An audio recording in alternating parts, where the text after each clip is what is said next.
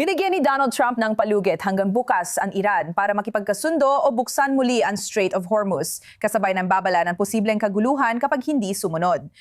At kung sakaling hindi pa malinaw ang mensaheng iyon, nag-post pa siya ngayon sa Truth Social ng mensahe na nagsasabing ang Martes ay magiging tinatawag na Power Plant Day at Bridge Day na pinagsama sa Iran. Iyan ay hayagan banta sa critical na infrastruktura ng Iran. Ngunit hindi lang doon nagtatapos. Nagpatuloy pa siya at sinabi, at inuulit ko, buksan ninyo ang FN Strait, kayong mga siraulo o mamumuhay kayo sa impyerno, purihin si Allah.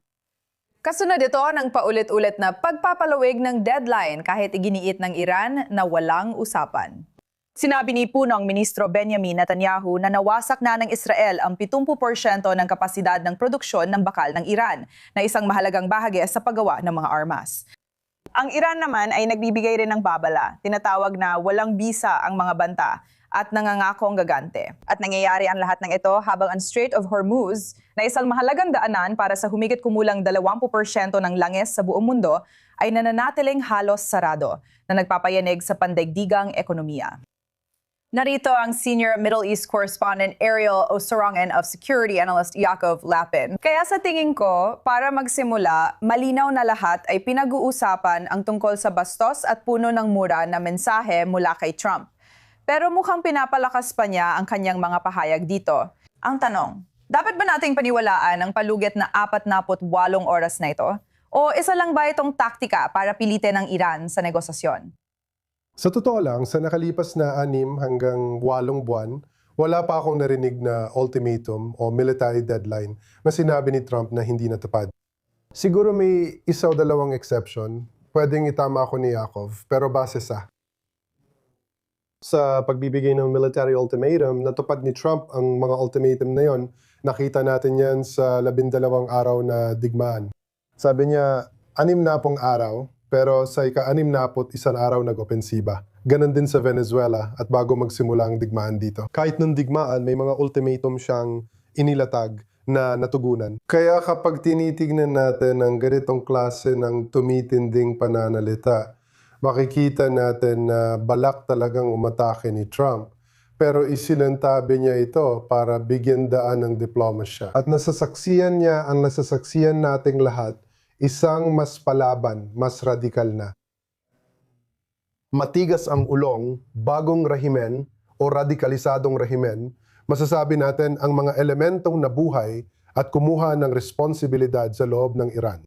At hindi lang sila hindi sumasangayon sa kanyang mga punto ng negosasyon, kundi pinapataas pa nila ang halaga ayon sa kanilang pananaw. Kaya ito, sa tingin ko, ang pagwawala na ito ay nagpapakita ng senyales ng pagkabigo sa panig ni Pangulong Trump. Pero pati na rin ang katotohanan na binigyan niya ng palugit ang Iran para bigyan ng pagkakataon ng diplomasya. Sinasabi niya na hindi ito gumagana, kaya malamang na pipiliin niya ang opsyong militar. Tama. Gusto ko sanang itanong, Yaakov, ano ang ibig sabihin kung tatamaan ang infrastruktura ng enerhiya ng Iran tulad ng mga planta ng kuryente at tulay? Malinaw na maaapektuhan ng mga sibilyan dito. Alam nating umaasa ang Estados Unidos at Israel na mag-aaklas laban sa rehimen ang mga sibilyan. At ang tanong ay kung ang ganitong bagay ay makakahadlang doon. Pero paano natin aasahan na tutugon ang Iran sa puntong ito? Ano kaya ang magiging mga target nila?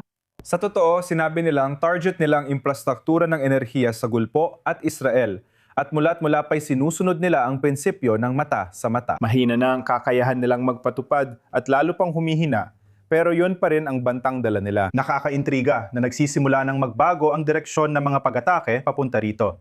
Kapag tinignan natin ang pag-atake sa petrochemical facility sa Timog Kanlurang Iran, nalaman natin ngayong araw na nung Biyernes ang pinuno ng Oil Command ng IRGC at ang Oil Command ang pangunahing paraan ng IRGC para punduhan ng lahat ng aktibidad nito. Bilyon-bilyong dolyar mula sa langis ang ginagamit para gumawa ng ballistic missile at drone na pinaputok sa Israel at mga bansang nasa Gulpo. Siya ay napatay. Kaya nagsisimula na mapunta ang focus sa mga pasilidad ng enerhiya bilang mga target. Masalimuot ang pagbabagong ito, ngunit tiyak itong nagaganap kasabay ng pag-atake sa missile launcher at iba pang pasilidad militar.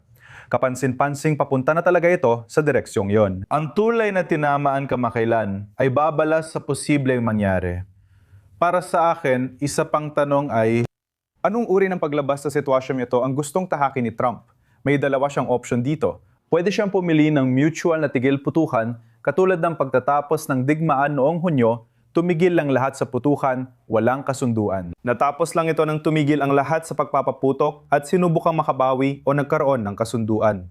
Kaya kapag sinasabi ni Trump na buksan ang kipot, parang sinasabi na niya na itigil na natin ang labanan at doon na tayo magsimula muli. Parang hindi yun ang layunin na tinutukoy niya, na mas simple kumpara sa layunin na nangangailangan ng isang buong kasunduan.